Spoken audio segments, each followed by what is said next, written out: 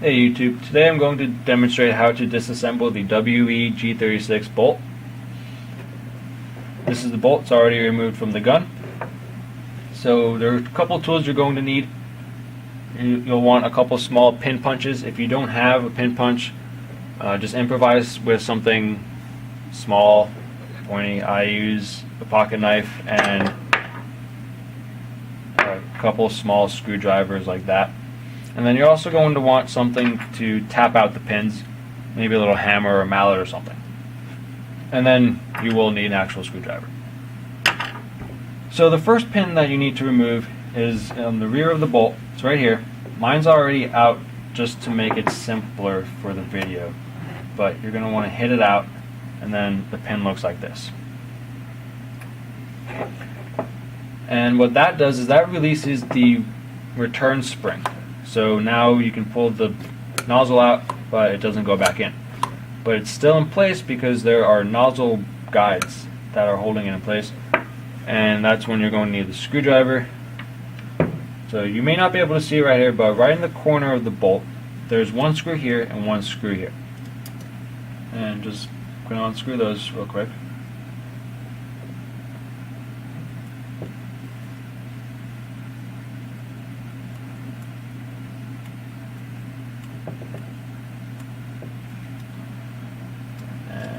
See if I can get those out.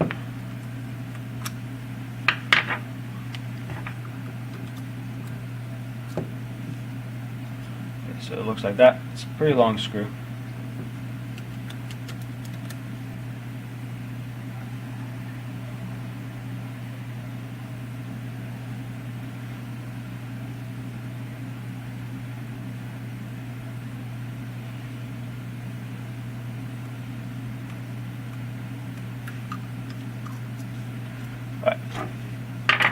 And now the nozzle guides should come right out, but sometimes they get stuck a little bit. So just wiggle the nozzle back and forth and it should come out. Alright, I always feel like I'm going to break it. Right, these are little nozzle guides. Look like that, and they conform to the shape of the inside of the bolt. Just set those aside because we don't need them for now. And now the bolt is empty. That's the inside. If, for example, your charging handle broke and you want to replace it with a metal one, there's a pin on the bottom here. You just pop that out and then replace the charging handle, pop that back in. That's simple. But I'm going to delve even further into the nozzle, and I'm going to show you how to disassemble the whole entire thing. So here is the return spring. We want to take that out. There's a small pin right here. It's going to be hard to see on the camera, but it's there. And that's why you're going to want something very small. You may use like a thumbtack or a paper clip, something along those lines to get that out. And it looks like that. And now it's going to separate into two pieces. And the spring comes out. So this is the rear end of the nozzle. There's nothing else in here. And this is the front end. You tip this upside down. You get the actual air nozzle itself, or air restrictor, whatever you want to call it. And there's a spring that keeps it in place as well.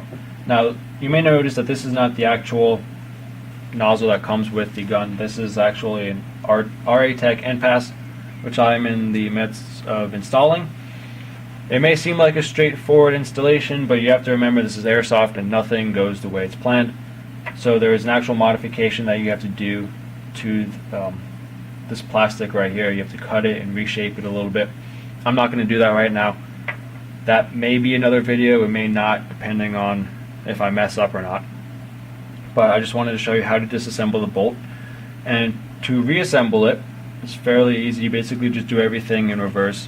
The only difference though is you're going to want to be kind of careful when you go and actually install the whole nozzle back into the bolt. Make sure that the pin that goes in here catches the spring, the return spring. If you don't catch that, then the nozzle is just going to go back and forth freely and it's not going to work. So that is the disassembly of the G36 bolt. I hope this cleared up any confusion or helped anybody who is looking to disassemble the bolt for modification or for maintenance or anything along those lines. If you have any questions, just ask, comment, subscribe, because I'm going to have a couple new videos coming up.